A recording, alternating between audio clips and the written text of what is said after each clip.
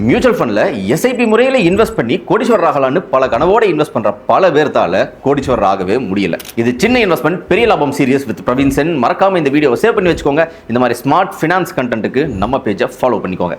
Suppose ஒரு 5000 ரூபாய் SIP நீங்க ஒரு 35 வருஷத்துக்கு இன்வெஸ்ட் பண்றீங்கன்னு வச்சுக்கலாம். 35 வருஷம் ஏன் சொல்றேங்கிறத வீடியோ கடைசியில் சொல்றேன். வீடியோ கடைசி வரைக்கும் பாருங்க. இன்வெஸ்ட்மெண்ட் மூலமா உங்களுடைய ஃபர்ஸ்ட் crore சேர்க்கறதுக்கு 20 வருஷம் ஆகும். இந்த 1 கோடி 2 கோடி ஆகிறதுக்கு அடுத்து 4 வருஷம் தான் ஆகும். இந்த 2 கோடி 3 கோடி ஆகிறதுக்கு வெறும் 3 வருஷம். 27வது வருஷம் முடிவில் உங்ககிட்ட 3 கோடி ரூபாய் இருக்கும். இந்த 3 கோடி ரூபாய் அப்படியே டபுள் ஆகி 6 கோடி ரூபாய் ஆகிறதுக்கு அடுத்து 4 வருஷம் தான் ஆகும். இந்த 6 கோடி ரூபாய் 10 கோடி ரூபாய் ஆகிறதுக்கு அடுத்து ஒரு 4 வருஷம் தான் ஆகும். 35 வருஷம் முடிவில் கிட்டத்தட்ட 10 கோடி ரூபாய் இருக்கும். இதுல நல்லா பாத்தீங்கன்னா தெரியும், முதல் கோடி சேர்க்கறதுக்கு தான் உங்களுக்கு 20 வருஷம் ஆச்சு. ஆனா அடுத்து 9 கோடி ரூபாய் சேர்க்கறதுக்கு உங்களுக்கு வெறும் 15 வருஷம் தான். 35 வருஷம் யாராச்சும் இன்வெஸ்ட் பண்ணுவாங்களான்னு கேட்டீங்கன்னா, நம்மளுடைய அப்பா தாத்தா முப்பாட்டம் எல்லாமே பாத்தீங்கன்னா பல வருஷமா ஒரு லேண்டை வாங்கி நமக்குன்னு பூர்வீக சொத்தா விட்டுட்டு போன காலங்கள்லாம் இருக்கு.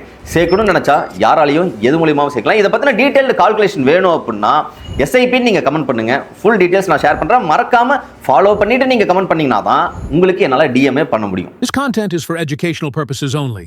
Consult a finance professional before investing.